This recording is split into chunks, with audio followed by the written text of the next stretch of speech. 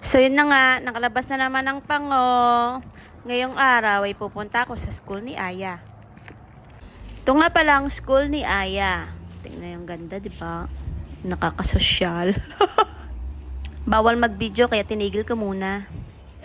Malapit ang Halloween, katulad ng Japan, nasa labas yung sementeryo nila. Tingnan nyo. Tapos yung simbahan, malapit sa paaralan. At dahil nga malapit na ang Halloween dito, trivia time! Alam nyo ba na ang mga Canadian o dito sa bansang to, parang big deal sa kanila ang Halloween. Katulad din sa atin, sineselebrate din nila yung November 1. Dito may tinatawag na trick or treats sa mga bata. Nagko-costume sila ng mga pang-Halloween, yung mga horror. Tapos sa mga mayroong mga gatherings tungkol sa mga Halloweens, naka-costume ka rin syempre. Yung mga bahay na may dekorasyon, yun lang ang pwede mong puntahan at hingan, 'di ba? May mga yung mga candies, yung mga napapanood natin diyan sa Pilipinas pag nanonood tayo ng movie, yung mga kumakatok sa pintuan para manghingi ng mga candies tapos sisigaw na lang trick or treats.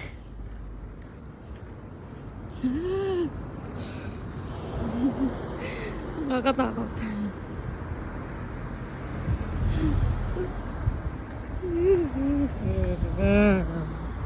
Isa na nga to sa mga nakita kong maganda yung design. Tingnan mo naman, no? Effort kung effort.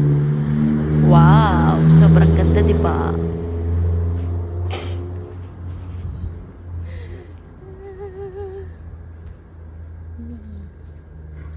Wow.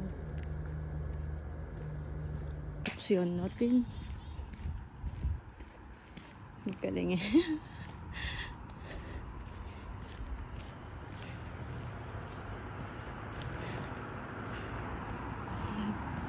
RIP.